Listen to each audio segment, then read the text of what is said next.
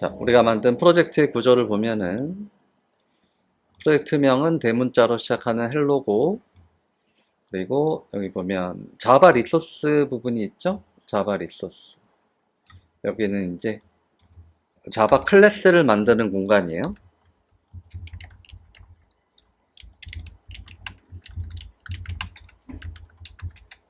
클래스를 만드는 공간이고, 그리고 src의 메인에 웹앱을 살펴보면은 웹앱.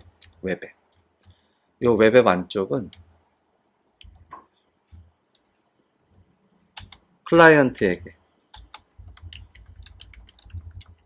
클라이언트에게 공개되는 공간. 즉, 공개된다는 거는 뭐냐면 요청 경로만 맞으면 웹앱 안에 있는 자원들은 알아서 통캣 서버가 응답을 해준다.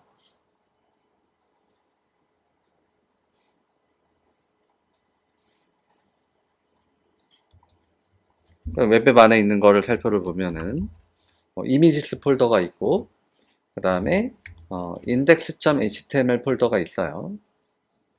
그리고 디폴트로 들어있는 메타 inf, 웹 inf, 저기에는 어떤 서버의 설정 정보를 또 담을 수 있는 공간인데, 메타 inf와 웹 inf 안에 있는 정보는 공개가 안 돼요.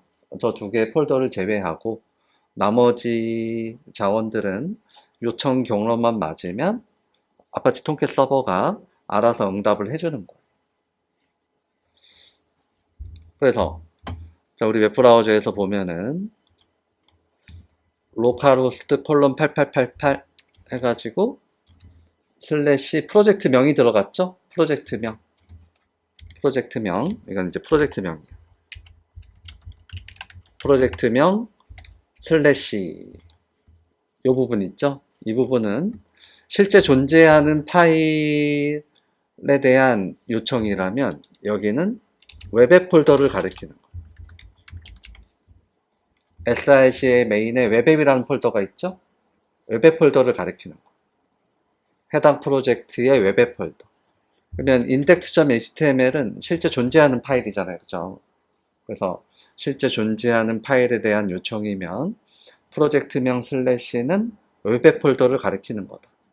그럼 결국 이거는 뭐냐면 웹앱 폴더 안에 있는 index.html 페이지를 요청하는 거예요. 그럼 통캣 서버는 어떤 동작을 하냐면 웹앱 폴더 안에 index.html 페이지를 찾아가지고 있으면 읽어요. 자, 읽으면 이거 봤더니 이거는 문자열로 구성된 파일이에요. 그쵸? 읽어가지고 여기 있는 문자열들을 한 줄 한 줄 다 읽어요.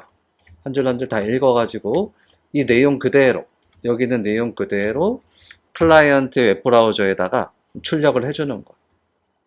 그래서 자, 이 웹브라우저의 마우스 클릭 페이지 소스 보기를 하게 되면 자, 웹브라우저 보세요. 웹브라우저는 이런 경로 요청을 했더니 서버가 이런 문자열을 준 거예요. 그쵸? 그래서 이 문자열은 뭐와 동일한 거예요? 서버의 웹앱 폴더에 있는 index.html의 내용과 동일하죠. 이걸 통캣 서버가 알아서 index.html 페이지에 있는 내용을 읽어가지고 클라이언트 웹브라우저한테 응답을 해준 거예요. 제가 항상 그랬죠. 웹브라우저하고 서버는 멀리 떨어져 있다고 생각을 하셔야 돼요. 지금 우리 공부하는 환경은 서버하고 웹브라우저가 같이 있지만 이거와 이 서버는 멀리 있다고 생각을 하셔야 돼요. 그럼 결과적으로 웹브라우저는 어때요? 웹브라우저는 결과적으로 서버의 파일 시스템에 어디인가 있는 index.html 페이지의 내용을 그대로 받아오는데 성공한 거죠. 그럼 웹브라우저는 이건 이제 HTML 형식의 문자열인데 웹브라우저는 HTML 형식의 문자열을 해석하는 전문이잖아요. 그래서 이걸 해석을 했더니 이런 내용이 나온 거라. 서버에 이런 경로 요청을 하니까 통캣 서버가 해당 자원을 찾아가지고 텍스트 문서니까 읽어가지고 그 내용을 그대로 응답하니까 이런 내용이 웹브라우저한테 도착을 한 거고, 도착된 걸 해석을 하니까 이런 내용이 나왔다. 그래서 여기 보면 이제 웹앱 폴더 안에 있는 내용들은 마치 웹브라우저를 파일 탐색기로 생각을 한다면,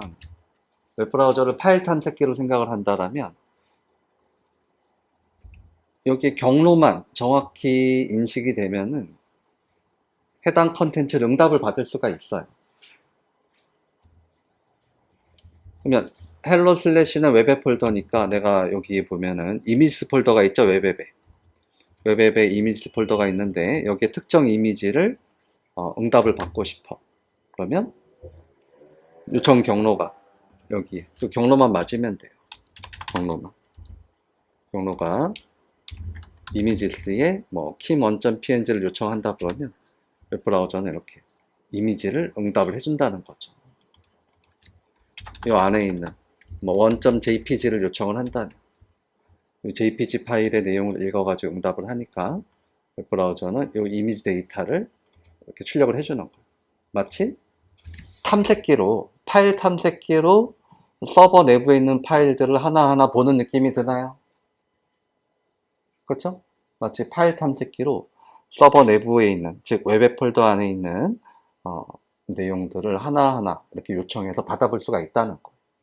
그래서 웹앱 폴더 안에 있는 정적인 파일들은 요청 경로만 맞으면 통캣 서버가 알아서 응답을 해준다. 그거예요. 자, 그리고 우리가 index.html을 요청을 하게 되면은 여기 지금 보면은 이미지도 나오고 있죠. 이미지.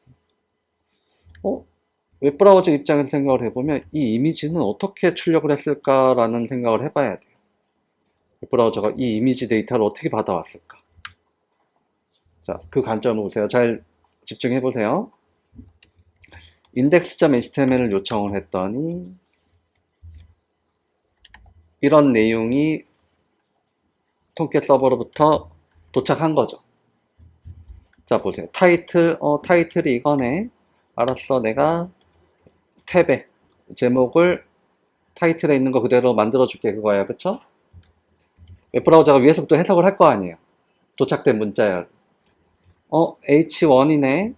알았어. 크고 굵은 제목으로, 크고 굵은 글씨로 내가 표시해줄게. 해가지고, 이렇게 표시해준 거예요. 웹브라우저 입장에서 생각을 해보면. 그 다음에, P 요소가 있네. 알았어. P 요소의 해석 규칙에 맞게끔 내가 출력을 해줄게. 또, P 요소가 하나 더 있네. 알았어. 내가 출력을 해줄게. 그 다음에 그 안에 스트롱 요소가 있네. 알았어. 내가 굵은 글씨로 표시해줄게. 이런 식이란 말이야. 그 다음에 이미지 요소가 있네. 그 다음에 웹브라우저의 동작은 뭘까? 이미지 요소가 있네. 그 다음에 웹브라우저의 동작은 사실 이 한 줄이 이미지는 아니잖아. 웹브라우저 입장에서 이거 자체가 이미지는 아니잖아. 웹브라우저는 이 이미지를 출력하기 위해서 이 문자를 보고 요청을 한 번 더 하는 거예요. 서버에. 이 사실을 인지를 하셔야 돼요. 자, 웹브라우저가 위에서부터 쭉 해석을 하는데 여기 제목이 있네. 제목 출력하겠죠. 여기 H1 요소가 있네. 크고 굵은 글씨. P 요소가 있네. 알았어. 내가 P 요소 해석 규칙에 맞게 해석해 줄게. 근데 여기에 이미지가 있어. 여기에 이미지를 출력해 달라 그러네. 그래서 이미지를 이 위치에다 출력해 달라 그러네. 웹브라우저가. 알았어. 출력해 줄게. 그냥 출력할 수는 없죠. 저 문자열 자체가 이미지는 아니니까. 그 웹브라우저는 저 이미지 데이터를 서버로부터 다시 받아와야 된다는 거예요. 알겠어요? 그럼 웹브라우저는 이 경로로 요청을 다시 하는 거예요, 서버가. 근데 앞에 뭔가 많이 생략되어 있죠, 앞에. 원래 서버에다 요청을 하려면 http localhost 8888 슬래시 hello 이렇게 들어가야 되잖아요. 근데 그거 생략했단 말이에요. 생략할 수 있는 이유는 현재 경로는 여기로 인식이 되는 거예요, 여기로. 점 슬래시는 여기로 인식이 되는 거예요. 점 슬래시. 여기로 인식이 되니까 이 뒤에 있는 경로만 쓰면 되는 거예요. 점 슬래시는 여기로 인식이 된다. 이걸 만약에 디렉토리라 생각을 해봐요. 디렉토리는 현재 헬로 디렉토리 안에 들어와 있는 거잖아. 얘를 만약에 파일 탐색기라고 생각을 한다면 현재 헬로 디렉토리에 들어와 있는 거죠. 맞아요? 현재 디렉토리 헬로 디렉토리 안에 있는 index.html 페이지를 보고 있는 거잖아요. 그럼 현재 경로는 헬로 디렉토리에 들어와 있다 보는 거예요. 그럼 점 슬래시는 현재 경로를 의미하는 거니까 점 슬래시는 헬로 슬래시를 가리키는 거고, 이게 정적인 파일을 기준으로는 웹 폴더를 가리키는 거예요. 맞아요? 그래서 앞에 길게 주저리 쓸 필요 없이 여기까지 점 슬래시만 해도 웹앱을 가리킬 수 있으니까 웹앱 안에 있는 이미지의 keyman.png로 요청을 다시 하는 거예요. 그럼 이미지 데이터가 날라오겠죠, 서버로부터. 날라온 거를 이 위치에다가 웹브라우저가 자 출력을 해주는 거예요. 그리고 여기 보니까 ULLI 순서 없는 목록이네. 알았어. 출력해줄게. 그 다음에 링크도 있네. 알았어. 링크 출력해줄게. 이렇게 해서 페이지 로딩이 끝난 거예요. 자, 그래서 우리가 이제 정적인 파일에 대한 요청은 웹앱 폴더 안에 파일명과 경로만 맞으면 통계 서버가 다 응답한다는 걸 알 수가 있어요. 여기까지 됐죠? 그 다음, 그러면 항상 정적인 파일에 대한 요청만 있느냐? 그건 아니에요. 예를 들어서 여기 오늘의 운세, 어제 만들었던 오늘의 운세 링크를 딱 누르면 어때요? 링크를 누르면 요청 경로가 슬래시 포춘 요청이죠? 슬래시 포춘 요청. 여기가 웹앱을 가리킨다고 했는데 프로젝트는 슬래시가 웹앱을 가리킨다고 했는데 웹앱에 포춘이라는 파일은 없는 거잖아요. 그죠? 근데 뭔가 응답은 하기는 해. 도대체 어떻게 응답을 했을까? 문자열 한 줄이 응답이 된 거예요. 마우스 클릭 페이지 소스 보기 해보면 그냥 딸랑 문자열 한 줄이에요. 그죠? HTML도 아니고 그냥 문자열 한 줄. 그래서 이 링크 보세요. 이 링크 보면은 포춘 요청이죠? 눌렀을 때. 이것도 상대 경우예요. 상대 경우. 그냥 포춘은 점 슬래시 포춘이와 똑같은 의미예요. 점 슬래시는 써도 되고 안 써도 돼요. 근데 정석적으로는 원래 쓰는 게 맞아요. 현재 경로는 점 슬래시로 가리키는 거예요. 상위 경로는 점점 슬래시가 상위 경로고 현재 경로는 점 슬래시. 그리고 점 슬래시는 생략은 가능하다. 그러면 현재 경로에 포춘 요청을 하는 거죠. 그래서 현재 경로는 어떻게 잡히는 거냐면 여기서 이 링크를 누르기 전에 현재 경로는 헬로 폴더 안에 들어와 있다고 인식을 하잖아요. 그쵸?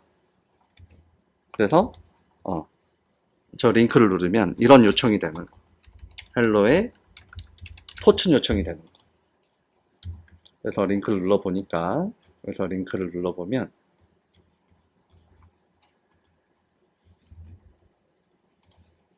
이런 요청이 됐죠. 여러분들 링크 누를 때 그냥 무작정 누르고 말지 말고 여기에 항상 주소창을 관찰을 하셔야 돼요. 이제 우리 웹 프로그래밍을 해야 되니까 주소창에 어떻게 나오는지를 관심을 가져야 돼요. 주소창. 링크 눌렀는데 화면에 뭐 잘 나오네 끝이 아니에요. 주소창을 잘 관찰을 해보셔야 돼요.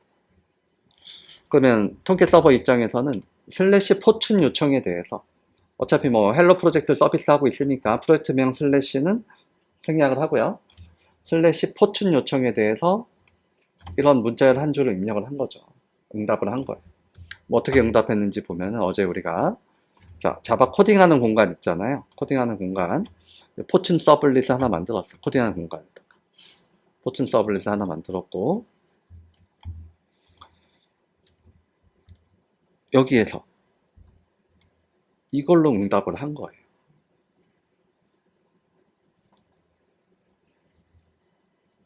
그럼 서블릿은 어떻게 만든 거냐면, 보세요. 자, 지금 우리가 이걸 뭘 한 거냐면,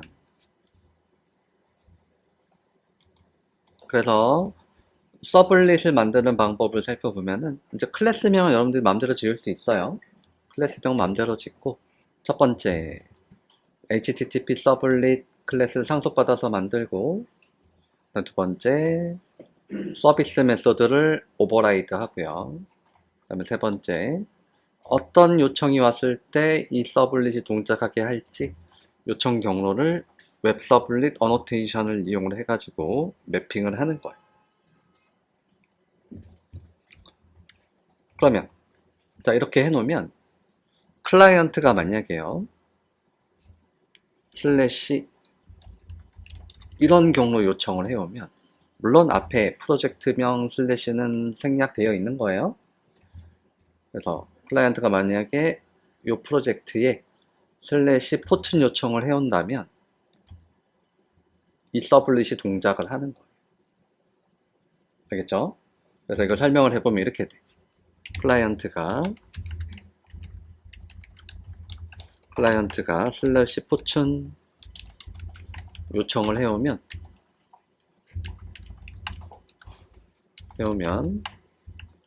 톰캣 서버가 포춘 서블릿 클래스로 객체를 생성해서 서비스 메소드를 호출해 주는 거예요. 이게 핵심이에요. 그리고 호출해 줄 뿐만이 아니고요. 이 서비스 메소드에는 HTTP 서브 리퀘스트하고 HTTP 서브 리스폰스 객체를 전달받을 준비가 되어 있어요. 그래서 얘는 리퀘스트는 요청에 관련된 객체, 리스폰스는 응답에 관련된 객체인데요. 그래서 요청과 응답에 관련된 객체의 참조값을 알아서 전달을 해주는 거예요. 그래서 요청에 관련된 객체의 참조값, 응답에 관련된 객체의 참조값을 여기에 알아서 전달해 준다는 거죠. 톰캣 서버가. 그럼 개발자는 어떻게 하면 돼요? 개발자는 여기에 요청에 관련된 객체의 참조값, 응답에 관련된 객체의 참조값이 전달된다는 가정하에서 이 메소드 안에서 마음대로 응답을 하는 거예요. 뭘 응답할지는 알아서 정하는 거예요. 뭐 파일 다운로드를 해줄 수도 있는 거고, HTML 형식의 문자열을 응답할 수도 있는 거고, 뭐 JSON 문자열을 응답할 수도 있는 거고, 뭐 XML 형식을 응답할 수도 있는 거고, 어제처럼 그냥 아무 형식도 없는 문자열 한 줄을 응답할 수도 있는 거예요. 그래서 톰캣 서버는 그냥 슬래시 포춘 요청이 들어오면 이 클래스로 객체를 생성해 가지고요 서비스 메소드를 호출하는 것만으로 끝이에요. 톰캣 서버. 그럼 알아서 여기서 응답을 하면 된다는 거예요. 우리가 웹앱 폴더 안에 존재하는 실제 파일에 대한 요청은 톰캣 서버가 직접 읽어서 응답을 해주지만, 이런 요청은 웹앱 폴더에 대한 어떤 리소스에 대한 요청이 아니잖아요. 그쵸? 그런 거는 이렇게 요청 경로가 매핑만 잘 되어 있다면 톰캣 서버가 알아서 이런 경로 요청을 해오면 이 클래스로 객체도 생성하고 서비스 메소드를 호출해 가지고 응답을 할 수 있도록 도와준다. 그러면 우리 개발자는 이 서비스 메소드 안에서 전달된 두 개의 객체를 갖고 어떤 동작을 해서 뭘 응답을 할지는 우리가 알아서 정하면 되는 거예요. 그래서 요청을 한 클라이언트한테 응답을 해줘야 될 거 아니에요. 응답을 기다리니까 어떻게 응답을 해주냐? HTTP 서브 리스폰스 객체에 있는 getWriter라는 메소드가 있어요. 이걸 호출하면 printWriter 객체를 하나 리턴 해주는데, 얘를 이용해서 이제 응답을 할 수가 있는 거죠. 자, 그런데 지금 이거는 정말 간단한 문자를 한 줄만 입력을 한 거고요. 뭐 한글도 안 깨지게 제대로 HTML 형식으로 응답을 하려면 조금 더 코딩을 해야 된다. 그 부분 한번 보도록 할게요. 그래서 제대로 된 응답을 하기 위해서 이 리스폰스 객체에 있는 set 캐릭터 인코딩, 그다음에 set 컨텐트 타입 설정을 해주고요. 컨텐트 타입은 웹브라우저한테 응답하기 전에 알려주는 거야. 야, 내가 응답할 거는 문자열이면서 HTML 형식이야. 그러니까 준비해. 그리고 나서 이 문자열을 프린트 라이터를 통해서 한 줄, 한 줄, 한 줄, 한 줄 다 응답을 하는 거야. 응답을 하면 웹브라우저는 HTML 형식의 문자열 좋아하잖아요. 그죠? 그래? 나는 HTML 형식 해석하는 거 전문이야. 해석해줄게. 해석을 했더니 딱 이렇게 나온 거야. 타이틀도 출력을 해주고요.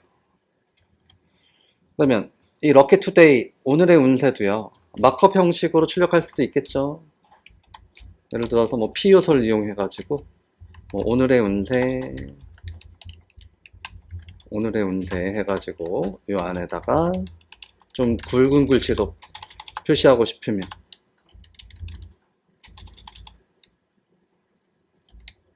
스트롱 요소를 이용해 가지고 한글도 출력할 수 있어요. 제대로 된 정석적인 응답을 하고 있기 때문에. 자, 이렇게 하면 P 요소 안에 스트롱 요소까지 같이 넣으면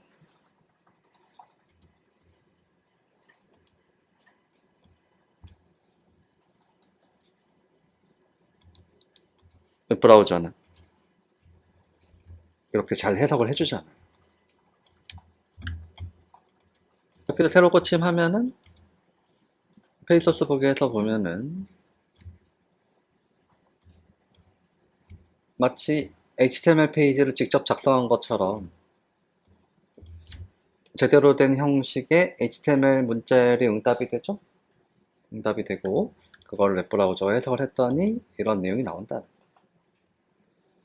그래서 정적인 HTML 페이지를 통캣 서버가 그대로 응답하는 게 아니고요.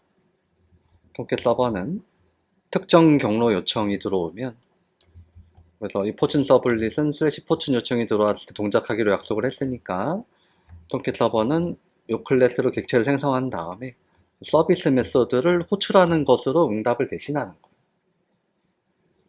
그럼 이 안에서는 우리가 프로그래머가 알아서 원하는 대로 마음대로 응답을 할 수가 있는 거예요. 어떤 형식이든. 단지 단점은 뭐냐? HTML 마크업 응답하기가 너무 힘들죠. 이거 미쳐버리는 거예요. 이렇게 응답을 하면. 그래서 이걸 해결하는 방법이 또 다 있어요. 일단은 처음 배우는 거니까 이렇게 HTML 형식을 응답을 하려면 이렇게 다 정석적으로 구성을 해야 되는구나. 그거예요. 그러면 객체를 통해서 응답하는 거니까 장점이 뭐냐?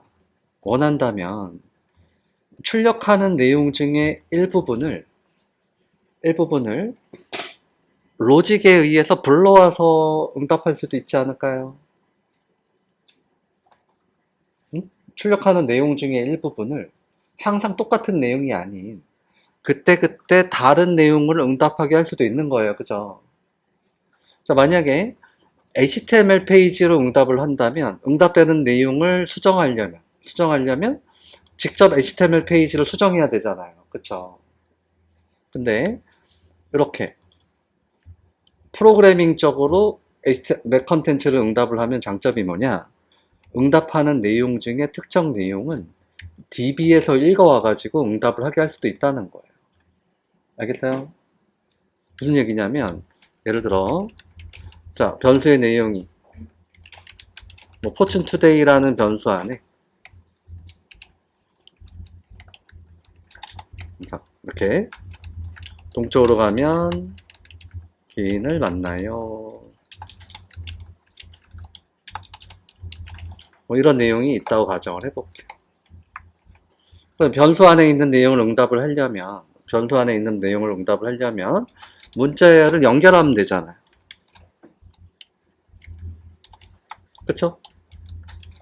연결 연산자로.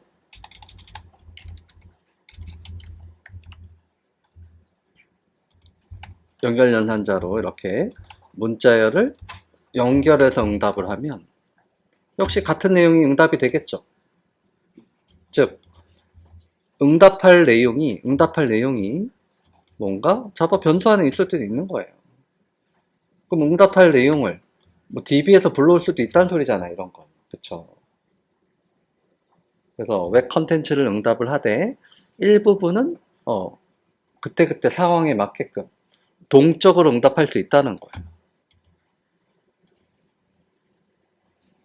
그럼 예를 들어서 보세요. 예를 들어서 지금 이렇게 하면 결과는 같아요. 느낌표까지 출력이 되면서 그럼 결과는 같다는 거예요. 웹브라우저 입장에서는 뭐 로직에 의해서 응답했는지 몰라요. 그냥 웹브라우저 입장에서 단순히 생각해보면 슬래시 포춘 요청을 했더니 이런 문자열이 날라온 것 뿐이에요. 서버에서 이 부분은 자바 변수에 있는 내용을 응답한지 웹브라우저는 몰라요. 꿈에도 몰라요. 그냥 슬래시 포춘 요청을 했더니 이런 문자열이 날라온 것 뿐이에요. 서버에서. 그럼 예를 들어서 자 이런 거 해볼 수 있을까? 오늘의 운세를 미리 배열에다가, 이건 스트링 배열이죠. 맞아요? 스트링 배열에다가 준비를 하고, 자 준비를 해놓고요.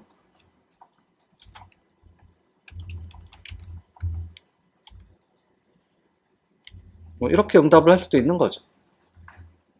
배열의 0번째 방에 있는 거를 응답을 하면은 역시 뭐 같은 내용이 나오죠? 역시 같은 내용이에요. 0번째 방에 있는 거. 근데 1번째 방에 있는 건 이렇게 하게 되면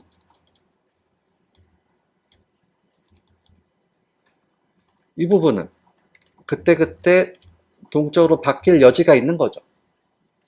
동일한 경로 요청을 하더라도 일부 내용은 그때그때 다를 수 있는 거예요. 그럼 여러분들 여기를 좀 수정을 해가지고 이 부분을 좀 수정을 해서 랜덤하게 오늘의 운세가 5개 중에서 랜덤하게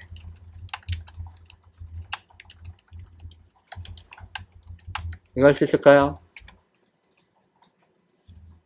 새로 고침할 때마다 뭐가 나올지 모르는 상태로 만들어 보라는 거. 알겠죠?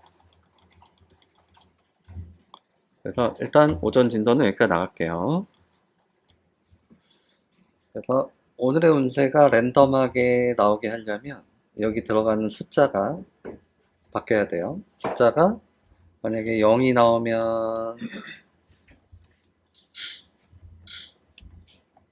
숫자가 0이 나오면 동쪽으로 가면 기인을 만나요. 그리고 뭐 1이 나오면 오늘은 집에만 계세요. 2가 나오면 멀리 가지 마세요. 쭉 해가지고 어디까지? 4 0, 1, 2, 3, 4 중에서 하나의 랜덤한 정수가 나오면 되죠. 0에서부터 4 사이의 랜덤한 정수 얻어내는 거는 랜덤 객체를 이용해서 가능해요. 그래서 랜덤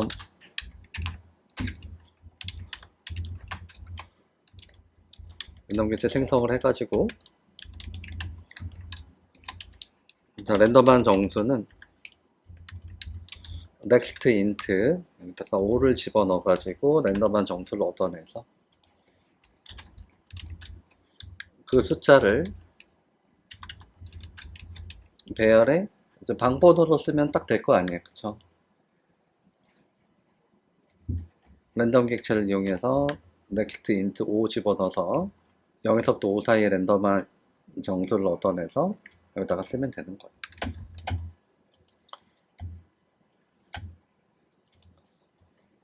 그러면 자 우리가 로컬호스트 그래서 인덱스 페이지에서 자 오늘의 운세 누르면 자 오늘은 뭘 해도 되는 날이에요. 좋은 날이네요. 그죠?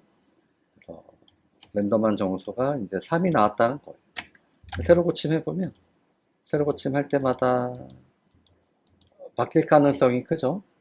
안 바뀌면은 똑같은 숫자가 나왔다는 거. 그래서 페이지 소스 보기 해보면 이 부분,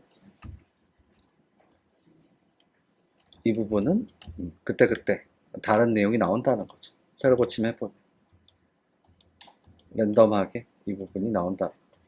그래서 자, 서블릿에서 이렇게 응답을 하게 되면 자, HTML 형식을 응답하기는 좀 불편하긴 하지만 장점은 응답하는 내용 중에 특정 부분은 이렇게 동적으로 응답할 수 있다는 장점이 있어요. 요청할 때마다 항상 같은 내용이 아니고 다른 내용이 응답에 일부 포함되게 할 수가 있다. 그래서 여기 응답되는 내용이 DB에 있는 내용을 불러와서 응답할 수도 있다는 거예요. 자, 이렇게 해서 우리가 헬로 프로젝트를 하나 만들어 본 거예요. 그래서 이렇게 헬로 프로젝트를 테스트를 해봤는데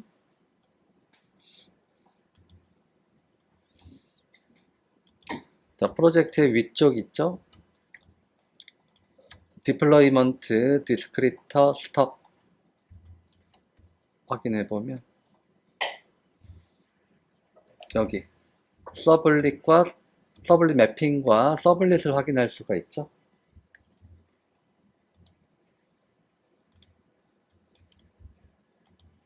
슬래시 포춘 요청이 왔을 때 포춘 서블릿이 응답을 하기로 되어 있는 게 여기서 확인을 할 수가 있어요. 그렇죠? 그리고 여기는 이 프로젝트에는 어떤 서블릿이 있는지 보여주기도 하고요. 자, 이거 한번 보시고 그 다음에 새로운 프로젝트를 또 만들어 보도록 할게요. 자, 여기 탭 열린 거 많으면 다 닫아 두시고 그다음 프로젝트 새로 만들어 볼게요. 파일에서 New Dynamic Web Project. 자, 다이나믹 웹 프로젝트. 자, 프로젝트명은 스텝 01 언더바 서블릿. 서블릿에 대해서 알아볼게요. 서블릿. 스텝 01 언더바 서블릿. 나머지는 따로 뭐 바꿀 필요는 없어요. 혹시 여기 바꾸면 에러가 나니까. 타겟 런타임은 톰캣 10.1, 다이나믹 웹 모듈 버전은 6.0, 디폴트가 이렇게 돼 있는데, 혹시 여러분들이 뭔가 잘못 눌러가지고 이게 바뀌면 원상복구 시켜야지 되는 거예요. 그래서, finish.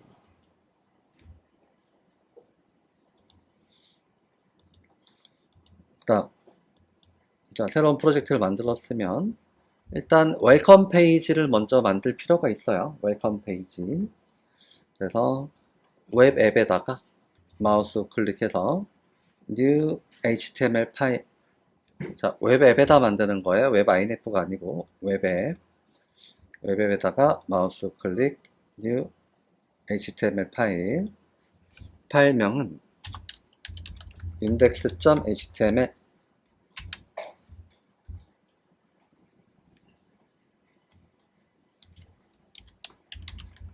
index.html. 자, 그런데 우리가 이제 여기서 마크업 할 때 좀 불편하죠. 탭으로 잘 안 되니까. div 탭해서 div 만들어줬으면 좋겠지만 좀 불편하죠? 그래서 이거는 이렇게 탭으로 마크업을 하는 거는 emit의 기능이에요. emit. 그래서 VS 코드에는 비주얼 스튜디오 코드에는 emit이 기본으로 포함되어 있지만 여기 이클립스에는 포함이 안 되어 있어요. 그리고 따로 추가로 설치를 해야 돼요. 그러면 자, 웹브라우저로 검색창에다가 emit eclipse 검색을 해보면 emit eclipse 영어로 자, emit eclipse 검색해보면 emit for eclipse라는 게 있어요. 그쵸? emit for eclipse emit eclipse 검색을 해서 emit for eclipse를 찾아서 들어가 볼게요.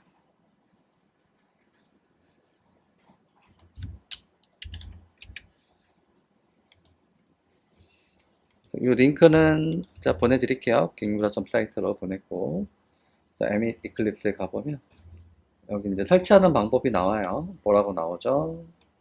인스톨 뉴 소프트웨어, 이클립스에서 인스톨 뉴 소프트웨어로 가가지고 이 링크를 업데이트 사이트에다가 추가해라. 그래서 설치를 하라는 건데요.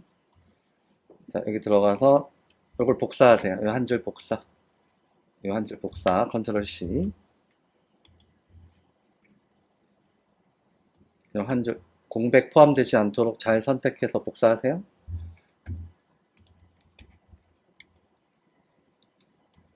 http 다운로드 에밋 io.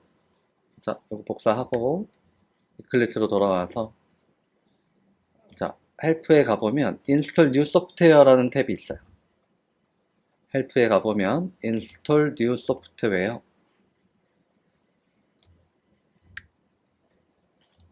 그래서 헬프에 인스톨 뉴 소프트웨어 가가지고 복사한 링크를 여기다 붙여넣기 하고 엔터 쳐보세요. 복사한 링크 붙여넣기 하고 엔터 쳐보면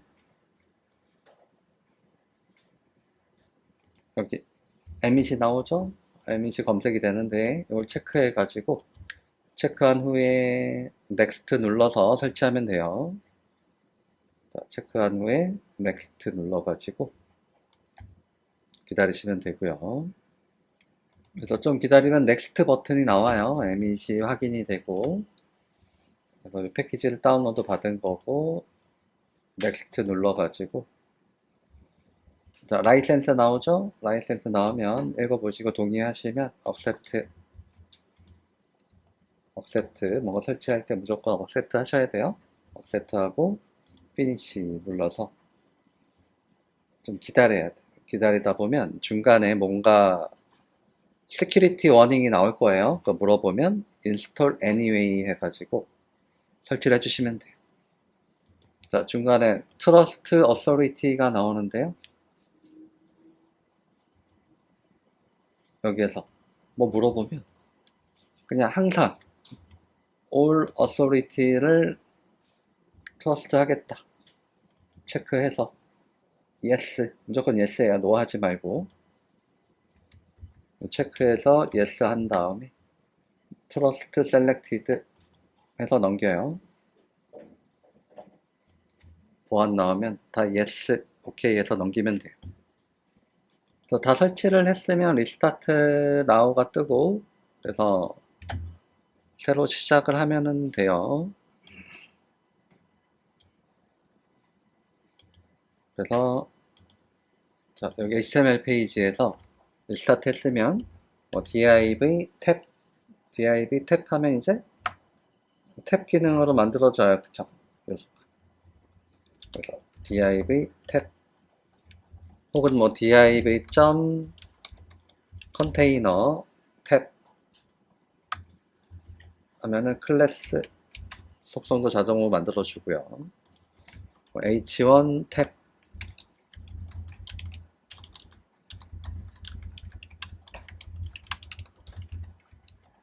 자, 이렇게 해서 인덱스 페이지를 만들어 보세요. 새로운 프로젝트를 만들었잖아요. 그럼 새로운 프로젝트는 어때요? 스택 01 언더바 서블릿이잖아요. 그쵸? 그러면 하단에 서버즈 탭으로 가가지고요. 하단에 서버즈 탭으로 가서 여기 마우스 클릭 add and remove 가서 스택 01 언더바 서블릿을 서비스하기 위해서는 해당 프로젝트를 이쪽으로 옮겨놔야 되겠죠. 해당 프로젝트를 이쪽으로 add 해가지고 옮겨 놓고요. 옮겨 놓고 finish 한 다음에 자, 일단 서버를 켜요. 스타트 서버를 켜고 자, 우리가 웹브라우저 열어서 어떻게 했죠? 웹브라우저 열어서 http localhost 헬로의 인덱스 HTML은 헬로 프로젝트의 인덱스 페이지가 나오는 거고 그 다음 이거 말고 뭐예요? 지금 스택 01 언더바 서블릿이죠? 자, 스택 01 언더바 서블릿 프로젝트에 있는 index.html을 요청을 하려면 여기다 직접 이렇게 적어야 돼요. 자, 수동으로 한번 적어보고 잠시 뒤에 이걸 자동으로 좀 편하게 테스트할 수 있는 방법은 없는지를 알아볼 거예요. 그래서 이렇게 우리가 방금 만든 index.html 페이지가 잘 나오는지 확인해 보세요.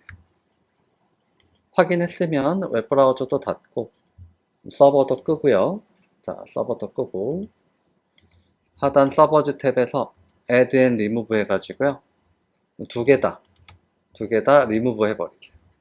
두 개 다 이쪽으로 remove 하고 finish 한 다음에 OK 해서 finish 한 다음에 OK 하고요.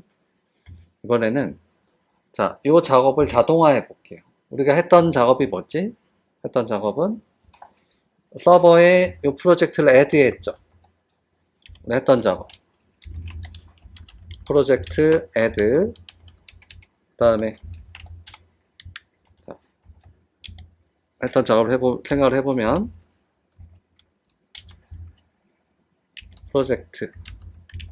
프로젝트를 add 하고 두 번째 서버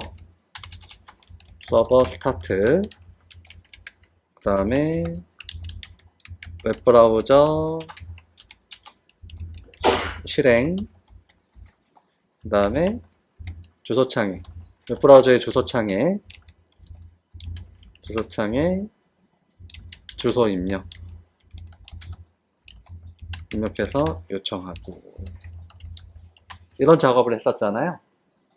근데 개발할 때 이렇게 하면 얼마나 불편하겠어요, 그죠? 프로젝트를 add하고 서버를 스타트하고 웹브라우저를 실행해서 주소창에 뭐 해당 컨텐츠를 요청하기 위한 주소를 정확히 입력해서 테스트하는 불편하잖아요. 그래서 이 네 가지를 한 번에 해주는 기능이 있어요. 이 네 가지를 한 번에 해주는 거. 그러면 웹브라우저도 이제 자동으로 실행이 될 텐데 도대체 어떤 웹브라우저를 실행할 것인지를 설정을 해야 될 거 아니에요, 그죠? 그래서 윈도우에 가보면 웹브라우저 설정이 있어요. 윈도우 웹브라우저에 가보면 여기에 크롬 윈도우의 웹브라우저에 크롬 있죠? 크롬 설정을 해 놓는 거예요. 윈도우의 웹브라우저에 크롬 있죠? 크롬으로 설정을 해놔요. 윈도우 웹브라우저 크롬 자 설정을 해놓고 내가 이 index.html 페이지를 서버를 실행해서 보고 싶다면 index.html이 선택된 상태에서 런 버튼 눌러버리는 거예요. index.html이 활성화되어 있는 상태에서 런 버튼을 눌러요. 런. 자, 런 하면 통캣 서버로 쓸 거니까 그리고 이것도 체크를 해요. 항상 나는 이 서버를 프로젝트를 실행할 때 사용을 하겠다. 통캣 서버를 선택해서 자, 나는 항상 이 서버를 프로젝트 실행할 때 쓰겠다. 한 다음에 finish 하면은 알아서 서버가 스타트가 되고 열리죠. 한 번에 이렇게 되는 거예요. 그래서 하단에 서버를 보면은 add and remove에 가보면 자동으로 우리의 프로젝트를 add 해준 걸 알 수가 있죠. 그 네 가지 작업을 한 번에 해준 거예요. 서버도 스타트 시켜주고 그리고 우리가 지정한 웹브라우저들을 열어가지고 index.html을 보기 위한 URL 주소까지 다 전달을 해준 거예요. 그랬더니 이렇게 나왔다. 할 줄 알겠죠? 자, 다시 한번 해보세요. 웹브라우저 닫고 서버도 끄고요. index.html 페이지가 활성화된 상태에서 런 버튼을 누르면 이렇게 열리죠? 확인해 보시고요. 여기 UL 탭 해가지고요. UL 요소 만들고 li 탭해서 li 안에다 링크 a 탭 해서 링크 만들게요.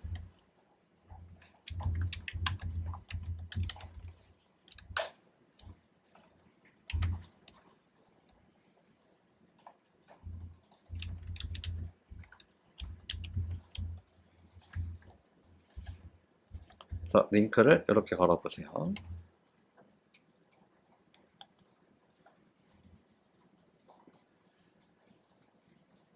프렌드의 리스트.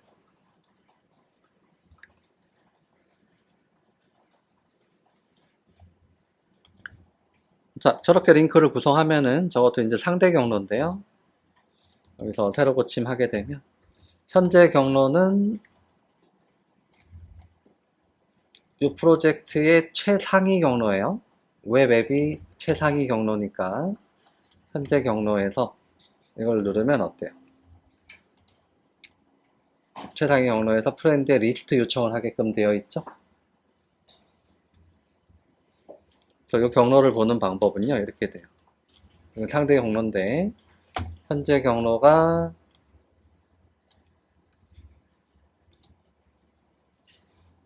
여기로 잡히잖아요. 여기 현재 경로가 여기로 잡히는데 이 상태에서 이 링크를 누르면 이거 대신에 저 내용이 여기 들어가는 거예요. 이거 대신에 프렌드의 리스트. 알겠죠? 상대 경로. 현재 경로에 이게 갖다 붙는 거예요. 그러면 서버에 결국은 서버에 어떤 경로 요청이 들어가는 거냐면 슬래시 프렌드의 리스트 요청이 들어가는 거예요.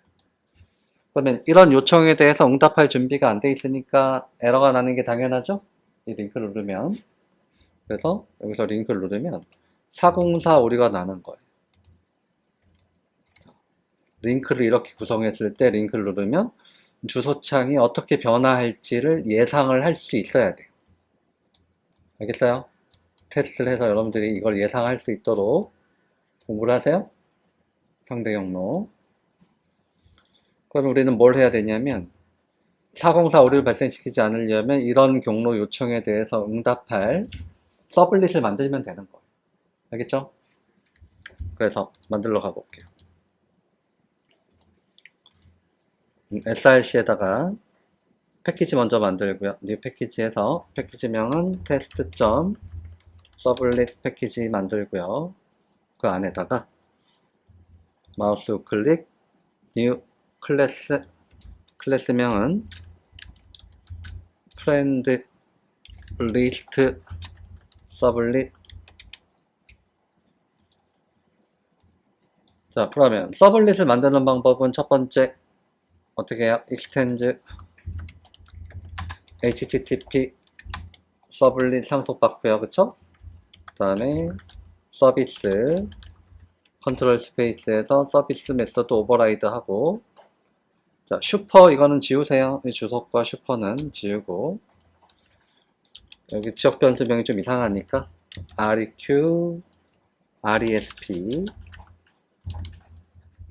하고, 그 다음에 이 서블릿은 어떤 경로 요청을 처리를 할 것인지 웹 서블릿 어노테이션을 이용해서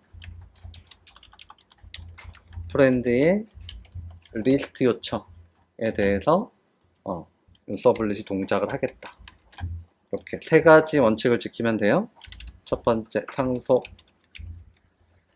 서비스 메서드 오버라이드, 그 다음에 세 번째 웹 서블릿 어노테이션, 그 서블릿을 매핑하는 거예요.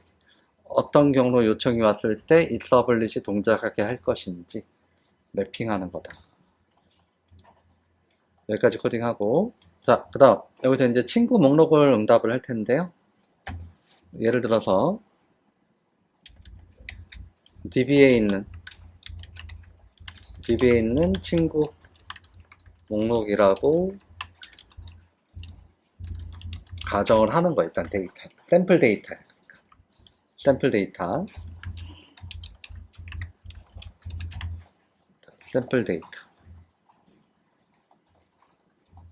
샘플 데이터를 이렇게 작성을 하고요. 일단 문자열이 들어있는 친구 목록이에요.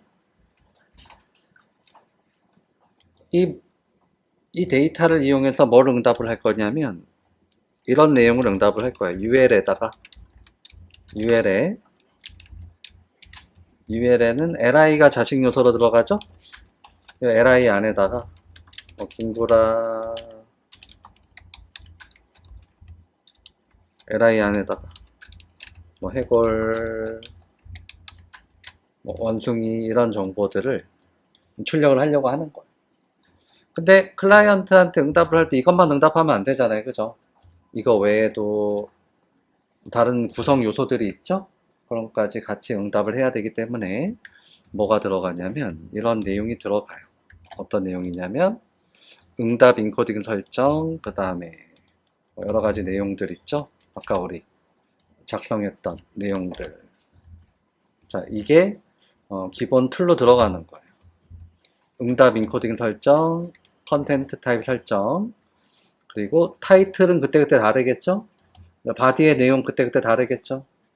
그래서 이 부분을 지워놓은 이런 기본 형식이 들어가는데 요거는 공부할 때 몇 번 쓸 거예요. 몇 번 가져다 쓸 거니까 제가 일단 보내드리고요. 자, 보내드리고 얘를 저장해놨다가 필요할 때마다 불러오면 좋겠죠. 서블릿에서 필요할 때마다 저장해놨다가 필요할 때마다 불러오면 좋으니까 제가 보내드린 내용을 복사하세요. 보내드린 내용을 복사, 컨트롤 C. 자, 컨트롤 C 했으면 윈도우의 프레퍼런스 설정으로 가서 TEMP 검색을 해보면 TEMP 검색을 해보면 자바의 에디터의 템플릿이 있어요. TEMP 검색해보면 프레퍼런스에 자바의 에디터의 템플릿, 우리 예전에 한번 들어갔죠? 템플릿에다가 새로운 템플릿을 등록을 할 수가 있어요. new. 그래서 new 해서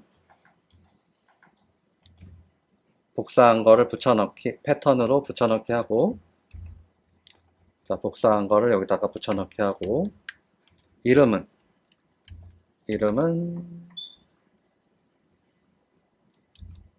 HTML이라고 하고, 설명은 HTML 기본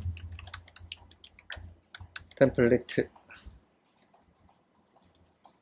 자, 네임을 HTML은 어떤 의미를 갖고 있냐면 HTML 컨트롤 스페이스 하면 이걸 불러올 수 있다는 거예요. 여기다 HTML이라 적어놓은. 그래서 패턴에 복사한 걸 붙여놓고 네임은 HTML, 뭐 설명은 대략 적어놓고요. 이렇게 잘 작성했으면 OK 누르고 그 다음에 Apply and Close 한 다음에 자, 내가 서블릿에서 HTML 응답하려면 한숨 나오잖아요, 지금. 그쵸?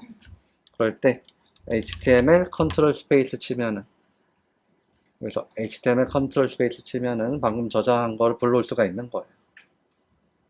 그래서 HTML 컨트롤 스페이스 하면 방금 저장된 거를 불러올 수가 있고, 당분간은 이렇게 임시로 불러올 거예요.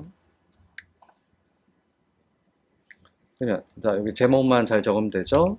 제목 뭐로? 친구 목록 페이지.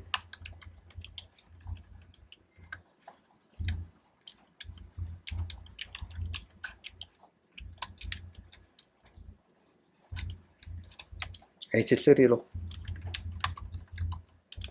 친구 목록입니다 해가지고 작성을 하고, 그 다음에 printwriter println 해서 ul,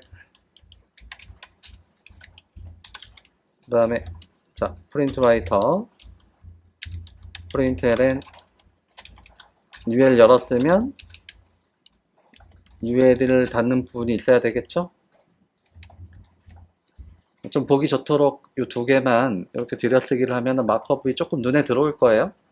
이 두 개만 들여쓰기를 하면은 마크업이 좀 들어온단 말이에요, 눈에. 이것도 마찬가지.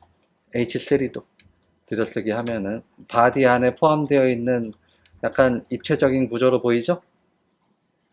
들여쓰기를 하면은. 그러면 여러분들이 어떻게 하면 여기에 친구 목록을 출력할 수 있는지, li 3개가 출력이 돼야 되잖아요. 그쵸? 반복문 돌면서. 자, 리스트니까 여기에 반복문 돌면서 li 3개가 출력이 되면 되겠죠? li가 출력되는 것 뿐만이 아니고 이 리스트에 들어있는 김구라, 해골, 원숭이가 어떻게 하면 li에 포함되어서 출력이 될 수 있을지를 생각을 해 보시고요. 이걸 한번 해보세요. 그래서 같이 해보면 일단 단계적으로 해볼 텐데 이 names 안에 있는 내용을 순서대로 불러내 가지고 여기다가 출력하라는 거잖아요. 그쵸? 그래서 li가 총 3개가 출력이 돼야 되는데 그 중간에 끼어 들어갈 문자열이 0번 방에 있는 거, 1번 방에 있는 거, 2번 방에 있는 게 들어가야 되죠? 그래서 이런 구조가 돼요. index.html에서 다시 run 해가지고 서블릿이 추가가 되면 서버가 껐다 켜져야 돼요. 그래서 다시 run 할게요. index.html에서 run 해가지고 친구 목록 보기를 누르면 이렇게 출력이 돼요. 자, 일단 이게 첫 번째 단계니까 여기까지 한번 확인을 해봐요. 결과 확인 먼저. 자, 그래서 이 부분 볼게요. 만약에 names가 여러 개면, 개수가 많으면 이렇게 출력하는 거는 말도 안 되잖아요. 그리고 사실 이 내용들은 DB에서 읽어오는 내용들이에요. DB에서 읽어오는 내용이기 때문에 꼭 개수가 3개일 일은 없을 거란 말이에요. 그쵸? 1개일 수도 있고 100개일 수도 있고 1000개일 수도 있는 거예요. 그럼 이런 코드는 사실 말도 안 되는 코드죠? 이 예제에만 적용돼요. 그래서 이걸 일반화 시켜서 반복문을 돌아야 된다는 소리예요. 그래서 일단 기본적인 반복문은 그래서 반복문으로 처리하면 그래서 포문을 쓸 수 있겠죠. 기본적인 포문 외우라 그랬죠. 자, i는 0에서부터 names size만큼 반복문을 돌고 i를 1씩 증가시키면서 반복문을 도는 거예요. 그리고 이 안에서 print ln 하면서 이 안에서 li 요소를 원하는 만큼 찍어낼 수 있잖아요. 그죠? 그래서 요소 출력할 때 어떻게 출력할 때 자, 중간 과정 하나 거칠게요. names.get i번째 방에 아이템을 불러와서 여기다가 이제 출력하면 되죠? 그래서 반복문 돌면서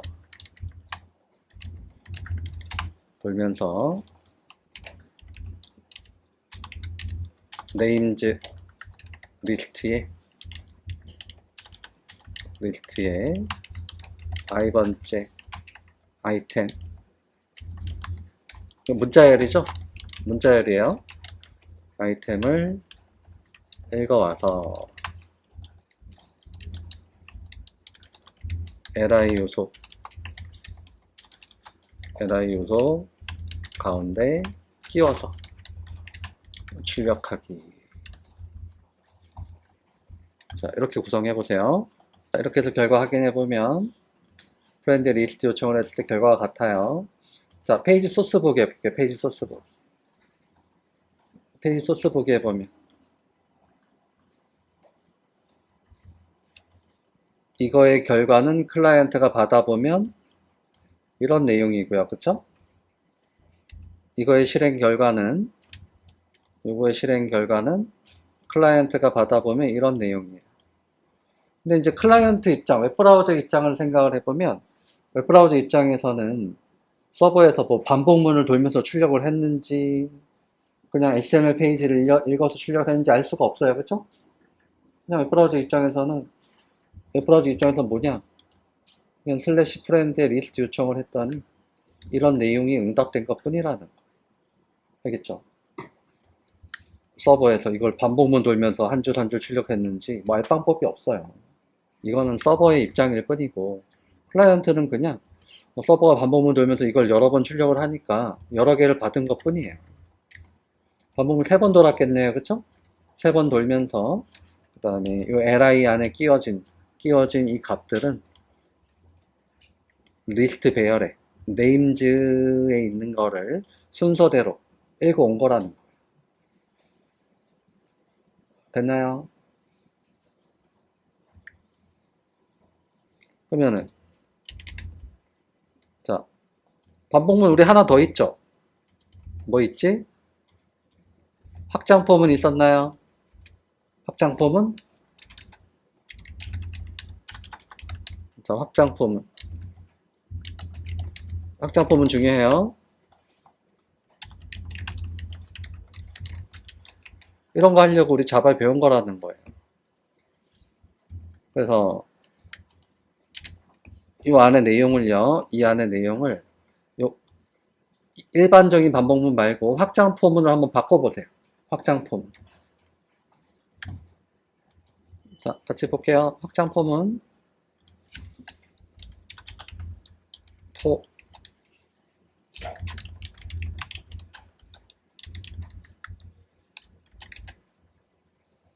이걸 줄여서 이렇게 쓸 수 있다 그랬어요, 예전에.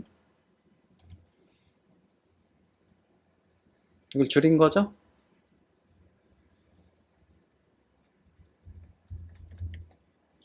리스트 제너릭만 잘 파악을 해서 일단 써놓으면 리스트 참조건만 참조를 해주면 끝나는 거예요. 그래서 확장포문을 이용하면 이제 이런 구조가 되는 거예요. 그래서 확장포문을 바라보는 관점은 네임지에 있는 거를 반복문 돌면서 하나씩 빼내서 TMP에다 담는 거예요. TMP에 담겨진 내용을 LI에다 끼워서 이제 출력하는 이런 구조라는 거예요. 예전에 자바 반복문 할 때 이걸 줄여서 이렇게 쓴다라고 한 적이 있어요. 여기 확장포문. 한결 간단하죠? 이렇게 해서 런 해보면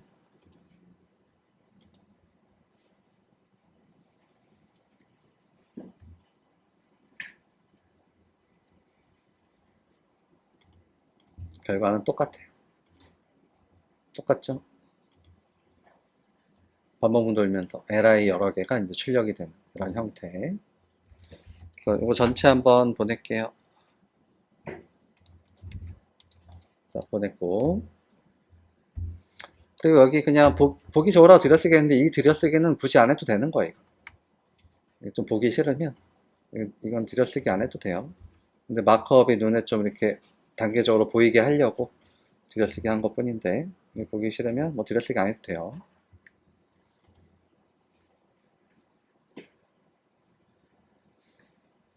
그럼 여러분들은 이 확장 포문을 위주로 알아두시면 돼요. 알겠죠? 네임즈의 제너릭이 스트링이니까 네임즈에 있는 걸 하나씩 빼내면 문자열인 거예요. 그래서 문자열을 가운데다 끼워가지고 그냥 출력하면 끝나는 거예요. 되셨나요? 자, 그럼 연습 한번 해볼게요. 연습.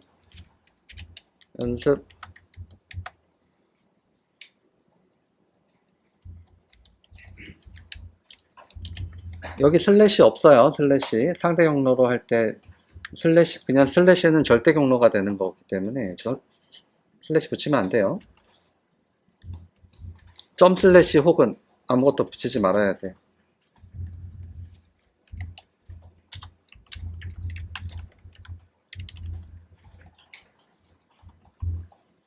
뭐 서블릿에 슬래시를 붙이지 말라는 게 아니고 상대 경로 정할 때 슬래시 붙이지 말라는 거. 이 링크를 눌렀을 때 어떤 경로가 요청이 되겠어요? 저 링크를 누르면 자, 여기서 세로 고침해서 할 일 목록 보기 링크를 누르면 당연히 404죠? 그래서 경로를 보면 어때요? 슬래시 투두에 슬래시 리스트 요청을 처리할 서블릿이 필요하죠? 서블릿의 경로 매핑을 할 때는 반드시 슬래시로 시작을 해야 돼요. 서블릿은 여기 안 붙였다고 해서 서블릿에다 슬래시를 안 붙이면 안 돼요. 그럼 아예 서버가 시작도 안 돼요. 그래서 슬래시 투두에 슬래시 리스트 요청을 처리할 서블릿을 만들어야 돼요. 자, 만들어 볼게요. test.sublit 패키지에다가 new 클래스명은 to-do list sublit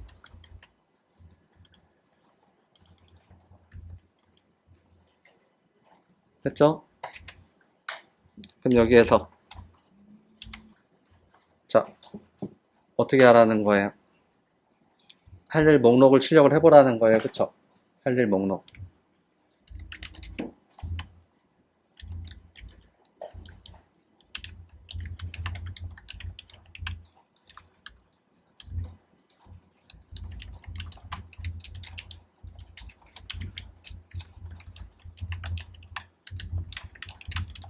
자, 이걸 한번 해보시라는 거.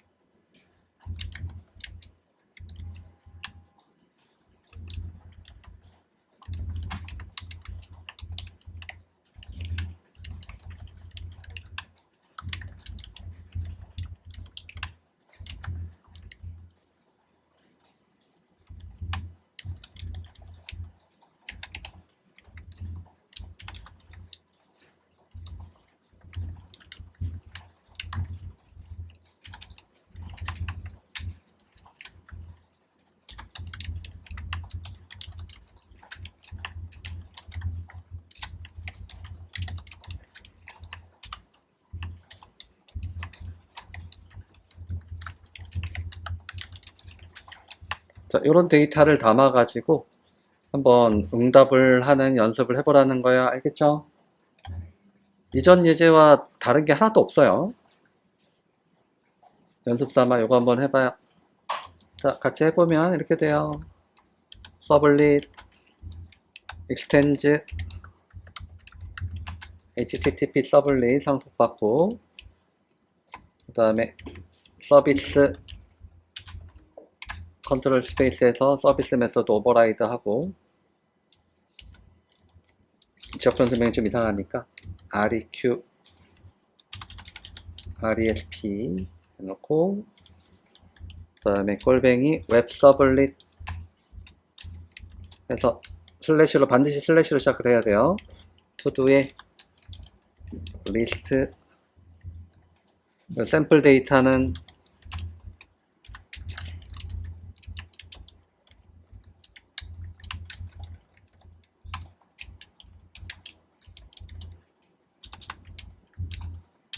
투두스 점 add 해서 샘플 데이터는 HTML 공부하기 일단 담아놓고 시작하는 거죠. 그래서 CSS 공부하기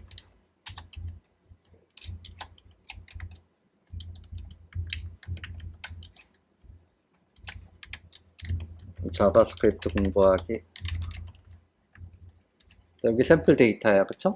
이 샘플 데이터를 HTML 형식으로 응답하려면 HTML 불러와야 되죠. 그래서 HTML 아까 저장해 놓은 거 HTML 컨트롤 스페이스 하면 HTML 기본 템플릿을 불러올 수가 있고요. 임포트 할 거 임포트 해주시고 프린트 라이터 그런 다음에 웹페이지의 제목은 대략 적어요. 할 일 페이지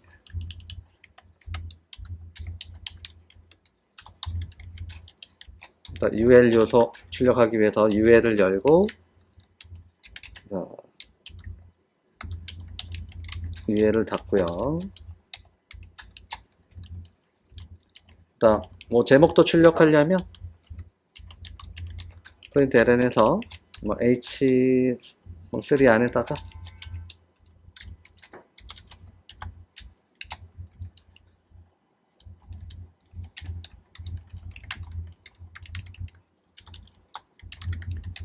이렇게 되죠?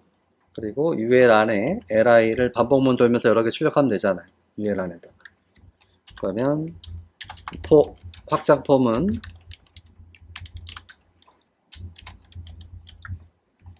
접변 설명을 투두스라고 했으니까 여기 작성을 하고 pw.println 해서 li 안에다가 li 안에다가 뭘 끼워 넣어요? 중간에 temp를 끼워 놓고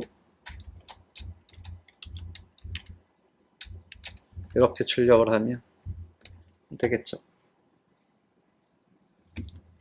그러면 이제 반복문 돌면서 투두의 아이템의 개수만큼 li가 출력이 될 것이고 각각의 li 안에는 tmp라는 변수 안에 들어있는 할 일들이 출력이 될 거란 말이에요. 그래서 인덱스에서 다시 런을 해가지고요. 자, 인덱스에서 런을 해서 시작이 되면 여기다 할 일 목록 보기를 눌렀을 때 이렇게 나오면 돼요. 그래서 클라이언트 입장에서는 to도에 슬래시 리스트 요청을 했더니 이런 마크업이 응답이 된 거예요. 서버에는, 실제 서버에서는 뭐 반복문 돌면서 뭐 이런 내용을 출력을 했지만 클라이언트는 알 방법이 없어요. 그죠? 마치 그냥 뭐 인덱스 페이지를 HTML 페이지를 읽어서 응답을 했는지 뭔지 알 수 없지만 아무튼 그냥 슬래시 투지에 리스트 요청을 했더니 이런 문제들이 날라온 거고 그걸 해석을 하니까 이렇게 됐다는 거. 알겠죠? 그래서 이것도 전체 한번 보낼게요. 여기까지 하고 잠깐 10분 쉬었다가 이어서 할게요. 자, 이번에는 index.html에다 링크 하나 더 추가해 볼게요.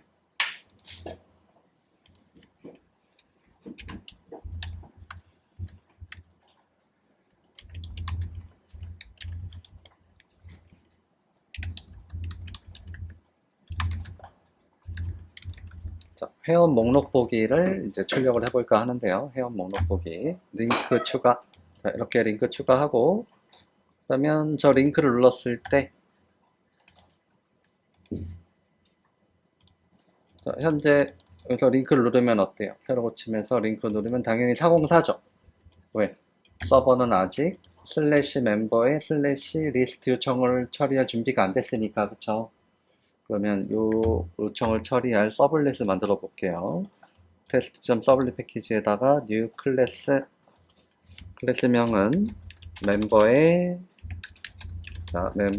리스트 서블릿. 자, 서블릿 만드는 거 이제 눈 감고 또 만들 수 있죠? extend http 서블릿 상속받아서 만들고요. 그리고 서비스 메소드 오버라이드 슈퍼는 지워주시고 적변 설명이 좀 이상하니까 req resp 그 다음에 골뱅이 웹 서블릿 컨트롤 스페이스 해가지고 어떤 요청에 대해서 어떤 경로 요청에 대해서 동작을 하게 할지 정하고요. 자, 이렇게 해놓으면 클라이언트가 멤버의 리스트 요청을 해오면 톰캣 서버는 이 클래스로 객체를 생성한 다음에 서비스 메소드를 호출해 준단 말이에요. 자, 그런데 회원 목록은요, 어떤 데이터를 구성을 할 거냐면 이런 데이터를 구성을 할 거예요. 리스트인데 제너릭의 스트링이 아닌 DTO인 형태, 이런 데이터를 만들어서 활용을 해보려고 하는 거예요. 그래서 리스트 안에 그냥 문자열이 들어있는 게 아니고요, 또 다른 객체가 들어있는 거예요. 리스트 안에. 리스트 안에 문자열이 들어있는 게 아니고 또 다른 객체가 들어있다. 즉 어떤 객체? 리스트 안에 멤버 DTO 객체가 들어있다. 그 멤버 DTO 객체 하나는 회원 한 명의 정보를 담을 수 있잖아요. 그쵸? 그래서 회원 한 명 한 명의 정보를 담고 있는 멤버 DTO 객체가 여러 개 들어있는 리스트는 도대체 어떻게 활용을 해야 될 것이냐? 그거를 보겠다는 거예요. 그러면 DTO를 먼저 만들어야 되니까 만들러 가볼게요. 자, src에다가 new 패키지 해서 패키지명은 test.dto. 자, test.dto 패키지 만든 다음에 src에다 만들어야 돼. src에다가 test.dto 패키지 만들고 거기다가 마우스 클릭 new 클래스명은 우리가 맨날 만들어 봤죠 많이? 멤버 DTO. 자, DTO 패키지다 클래스 멤버 DTO 만들고 번호 이름 좀 익숙한 클래스잖아요. 그죠? addr 해놓고 이렇게 해서 DTO로 만들어주세요 하면 만들 수 있겠어요? 그래서 디폴트 생성자 만들어 놓고요.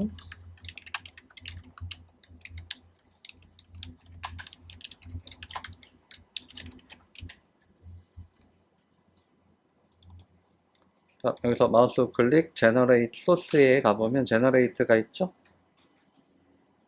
constructor using 필드에서 생성자도 만들고 마우스 클릭 소스에 generate getters and setters select all 한 다음에 generate에서 자, DTO를 만들어 주세요. 테스트를 위해서 만드는 거예요. 테스트를 위해서. 자, 이렇게 DTO가 잘 만들어졌으면, 혹시 모르니까 DTO도 보낼게요. 자, 잘 만들어졌으면, 샘플 데이터를 만들어 볼게요. 샘플 데이터. 원래는 DB에서 읽어와야 되는데, 아직 DB 언동은 안 했잖아요. 그죠? 서블에서 아직 DB 언동 할 준비는 안 돼 있기 때문에, 샘플 데이터를 미리 만들어 볼게요. 멤버 DTO, 제너릭은 멤버 DTO 다 임포트 돼야 돼요. 리스트도 임포트, 멤버 DTO도 임포트. 그래서 어레이 리스트. 객체 생성할 때 제너릭은 생략 가능하고요. 멤버스.add 해가지고 샘플 데이터는 직접 DTO 객체를 생성해서 넣을게요.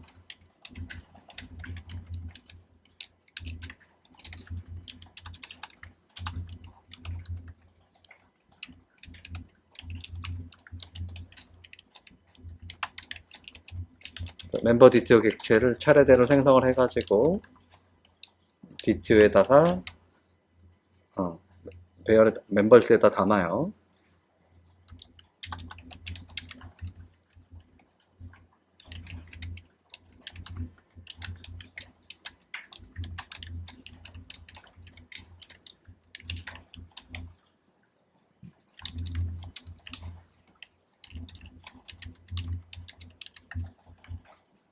객체 생성해서 이렇게 바로 담을 수 있죠?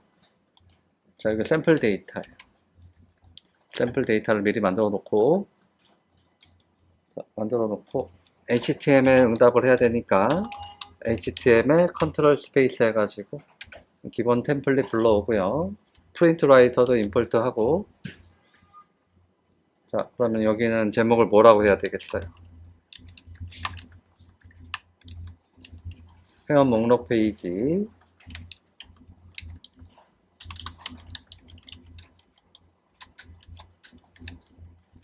제목은 회원 목록입니다.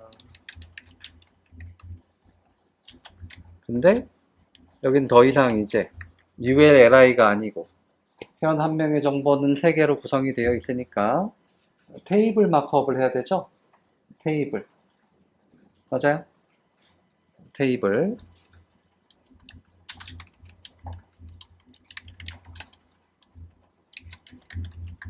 테이블. 자, 테이블 마크업을 해볼게요.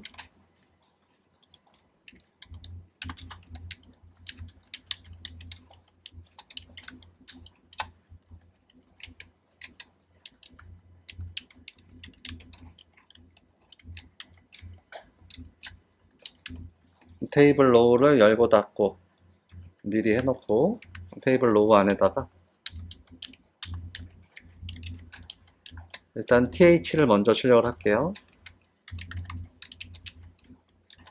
이거 테이블 마크업 배웠잖아요. 그죠?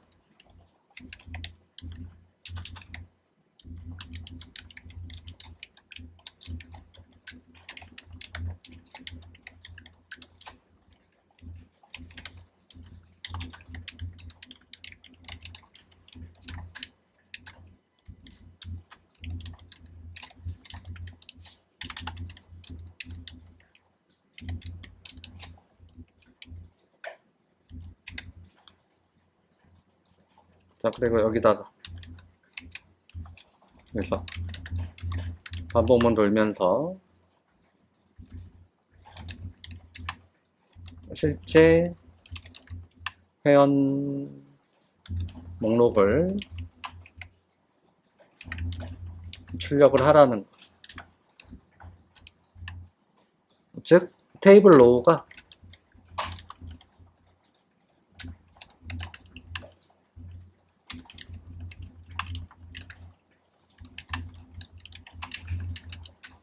자, 반복 돌면서 테이블 로우를 여러 개 출력을 하라는 거예요. 같이 한번 해볼게요. 그러면 폼은 돌면서 리스트 제너릭이 멤버 DTO니까 멤버 DTO 선언하고 콜론의 우측에서 리스트를 참조해주면 돼요. 그래서 리스트 제너릭이 뭔지만 확인하면 되는 거예요.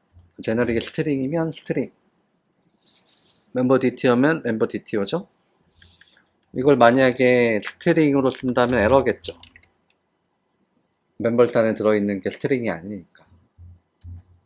멤버 DTO니까 타입이 딱 맞아요. 그럼 반복문 돌면서 어때요? 프린트 ln 테이블 로우를 여러 개를 만들어내야 되는 거예요.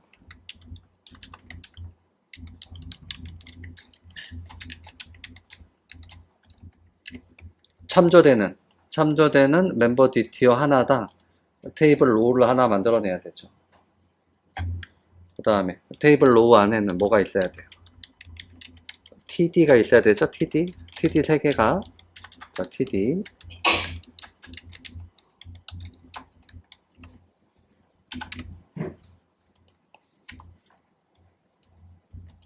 테이블 로우에는 TD 3개가 있어야 되는 거예요. 이게 한 세트죠? 테이블 로우 안에 TD 3개. 그 다음 TD 안에는 뭐가 출력이 돼야 돼? TD 안에는 번호 tmp.getNum 하면 번호를 읽어올 수가 있죠? 그 다음에 또 TD 안에 tmp.getName 하면 이름을 읽어올 수가 있고요.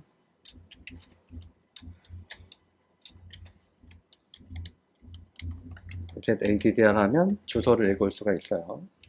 그래서 반복문 돌면서 어때요? 반복 돌면서 멤버스의 사이즈만큼 테이블 로우하고 TD 3개가 들어있는 이 테이블 로우가 이제 출력이 됩니다.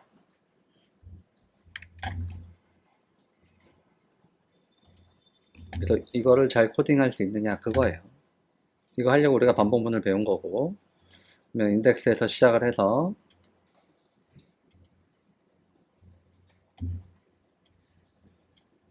보면은, 그래서 회원 목록 보기 누르면 잘 나오죠? 그래서 페이지 소스 보기를 보면은 반복문 돌면서 어때요? 테이블 로우 하나, 테이블 로우 2개, 테이블 로우 3개가 클라이언트한테 잘 응답이 된 게 보이죠? 그래서 웹브라우저가 이런 마크업을 해석을 했더니 이렇게 내용이 나오고 있는 거예요. 그래서 서블릿을 보면은요, 특정 경로 요청에 대해서 우리가 마음대로 응답을 할 수가 있고, 이렇게 코딩을 할 수 있기 때문에, 코딩할 수 있는 공간이 있기 때문에 얼마든지 이제 DB에 있는 내용을 셀렉트 해가지고 응답하는 데 활용을 할 수도 있는 거고, 이제 그런 건 좋은데 문제는 마크업 하는 게 너무 힘들잖아요. 그쵸? 마크업이 힘든 거예요. 응답하는 내용 중에 특정 내용을 뭐 자바 객체나 뭐 변수 안에 들어있는 내용을 응답할 수 있는 거는 좋아요. 근데 마크업이 너무 힘들잖아요. 그쵸? 네, 이거를 해결해 주는 게 뭐냐면 JSP예요. JSP 페이지. JSP 페이지. 지금 일단 서블릿을 우리가 작성을 하면서 마크업의 불편함이 좀 느껴지죠. 그래서 불편하면 이제 나중에 어떻게 해결이 된다? JSP 페이지를 사용하면 해결이 된다는 거예요. 그렇지만 JSP 페이지를 잘 하기 위해서는 이런 서블릿에 대한 이해가 있어야 된다. 그래서 고생스럽지만 우리가 좀 힘들게 마크업을 좀 해본 거예요. 나중에는 다 해결이 돼요. 이게 쉽게 해결이 되고, 지금은 약간 고생스럽지만 반복문 돌면서 마크업을 좀 힘들게 힘겹게 한번 찍어본 거예요.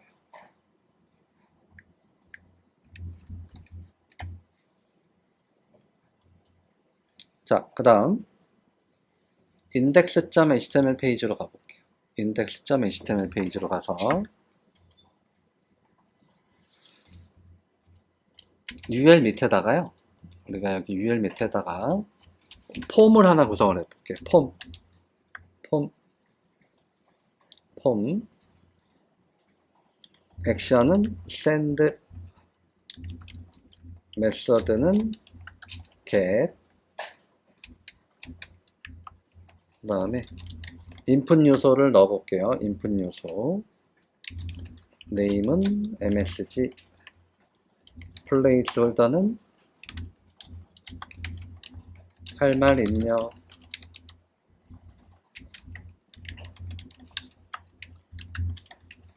그리고 요 안에 서브밋 버튼을 하나 만들었어요.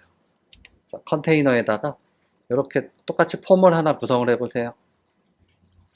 폼 구성. 자, 여러분들 이 폼이라는 건 뭐예요? 폼이라는 것은 서버에다가 뭔가 어떤 데이터를 클라이언트 측에서 보낼 때 사용하는 거예요. 입력 양식인 거예요. 입력 양식. 그럼 예를 들어서 보세요. 예를 들어서 자, 여기서 인덱스에서 새로 고침을 해보면 할 말 입력이 있죠? 내가 여기다가 뭐 안녕 서버야 해가지고 전송을 누르면 이 문자열이 서버에 전송되길 우리는 바라는 거잖아요. 제출되길 바라는 거잖아요. 그쵸?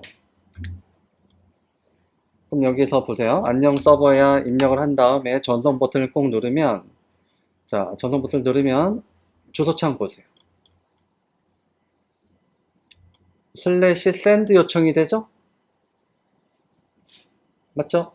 슬래시 샌드 요청이 되고 뭐 뒤에 이제 뭐 물음표 해가지고 뭔가를 달고 가요. 뭘 달고 가냐면 msg라는 이름의 키값으로 입력한 문자열을 달고 간다는 거예요. 자, 이렇게 달고 가는 거를 갯방식 전송이라고 해요. 갯방식 전송은 주소창에 이렇게 보여요. 이거 봐요. 여기다가 일단 뭐 404가 뜨긴 하지만 전송을 누르면 요청되는 요청 경로는 슬래시 샌드고 뒤에 물음표 다음에 msg는 안녕 서버야 한 칸 띄기는 이제 더하기로 이렇게 나오긴 하는데 어쨌든 입력한 내용이 제출이 된다는 거. 그래서 서버는 슬래시 샌드 요청을 처리할 준비가 안 됐기 때문에 404를 발생시키는 거죠. 그럼 왜 하필 여기 요청 경로가 슬래시 샌드냐? 이것 때문에 그런 거예요. 액션 때문에. 액션.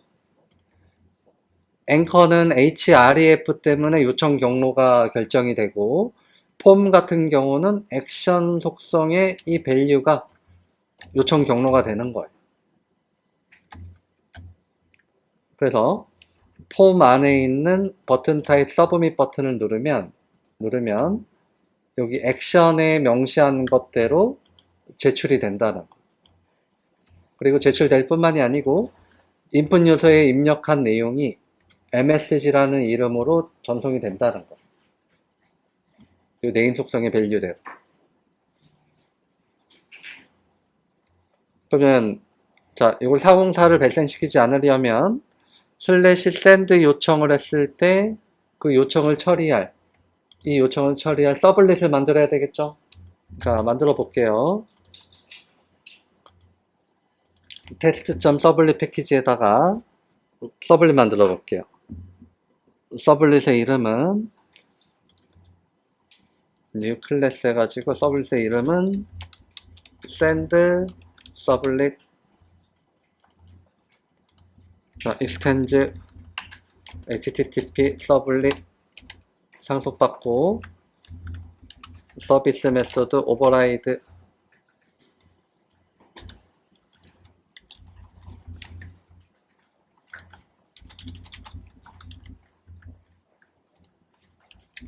그리고 골뱅이 웹 서블릿에서 어떤 요청을 처리할 것인지 뻔하죠? send 요청이죠? 자, 이렇게 서블릿을 만들어 보세요. http 서블릿 상속받고 서비스 메소드 오버라이드 하고 어떤 요청을 처리할 것인지 명시를 하는 거예요. 이렇게 해서 서블릿 만들고요. 서블릿 만들었으면 자, 여기 주석 영역을 하나 만들고 자, 우리가 폼을 어떻게 만들었냐면 이런 모양으로 폼을 만들었어요. 이거 갖고 와 볼게요.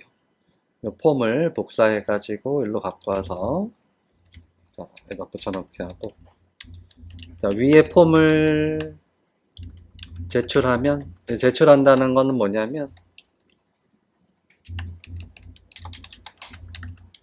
전송 버튼을 누르면 이런 의미예요. 즉 버튼 타입 서브밋 버튼을 누르면 서브밋 버튼을 누르면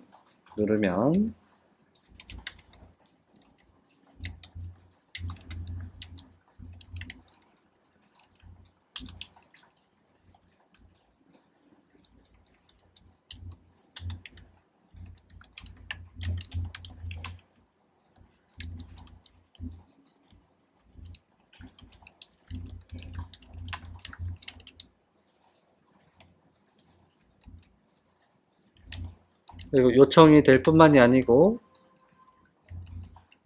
요청이 되면서 msg라는 파라미터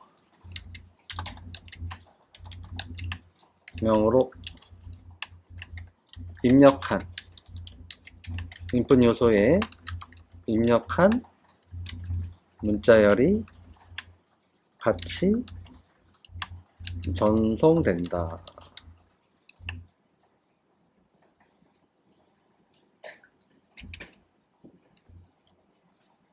그래서 이렇게 같이 전송되는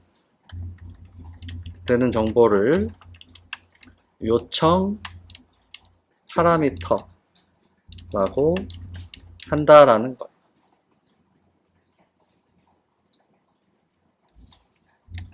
그러면 갯방식 요청 파라미터는 주소창으로 확인할 수도 있다라는 거예요. 예를 들어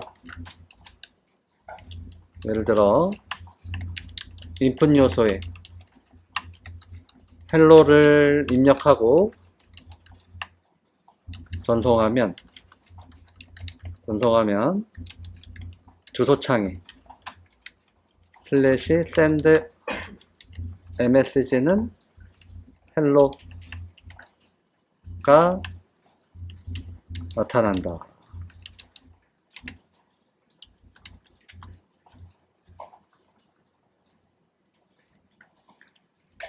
그러면 서블릿에서는 해당 요청을 처리하는 서블릿에서는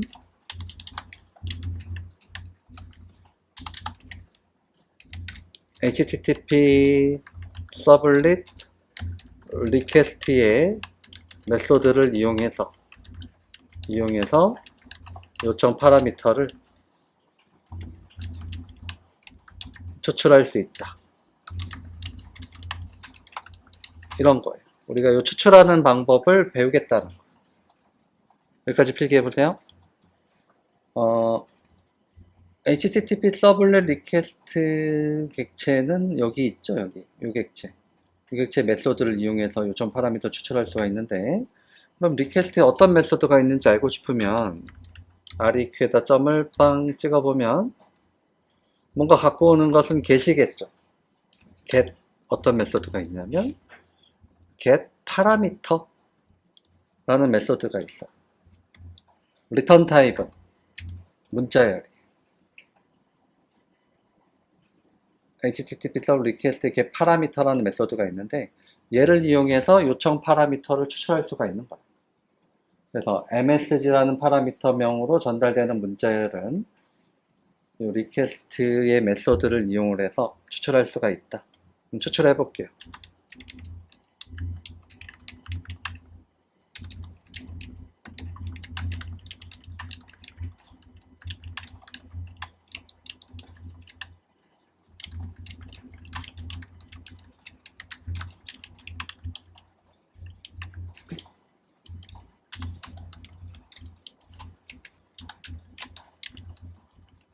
이렇게 하면 돼요.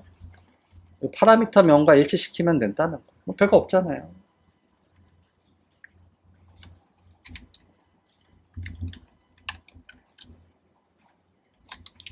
서버 측 콘솔에도 한번 출력을 해볼게요. 출력하고 뭐 어떤 식으로도 응답을 해줘야 되겠죠? 폼 전송하는 것도 요청이에요.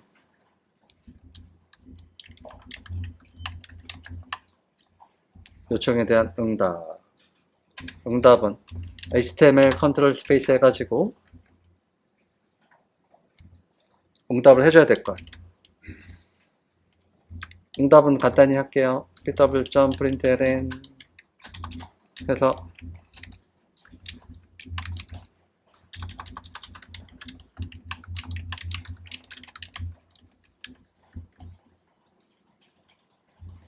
뭐 요 한 줄만 출력을 해볼게요. 메시지 잘 받았다. 그래서 자, 이거 전체 한번 보냈고요. 이게 다예요. 요청 파라미터 HTTP 서블릿 리퀘스트 객체 기능을 통해서 추출했고, 추출된 거를 서버 측 콘솔에도 한번 출력을 해보고 진짜 읽어 와지는지 서버 측 콘솔에 한번 출력을 하는 거고, 그리고 응답은 뭐 간단히 문자열 한 줄 응답을 했어요.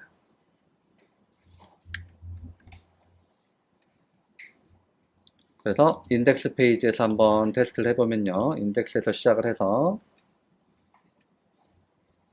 자, 시작을 해서 어떻게 헬로 라고 입력을 하고 전송을 딱 누르면 어때요? 서버 측 콘솔에 헬로가 들어가기도 하고, 그 다음에 응답도 잘 받고 있죠? 그럼 여러분들이 만약에 저의 서버에 보낼 수도 있겠죠? 저희 서버에 한번 들어와 보세요.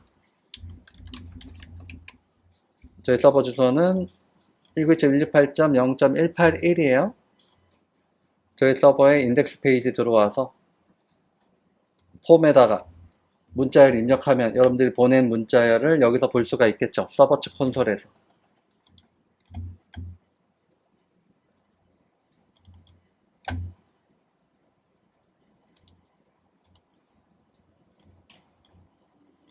여기다가 로컬호스트 대신에 192.168.0.181이면 저희 서버에 들어올 수 있는 거고, 들어와서 메시지를 입력을 하고 전송을 하면은 여러분들이 보낸 문자열을 이 화면상에서 확인할 수 있을 거란 말이에요.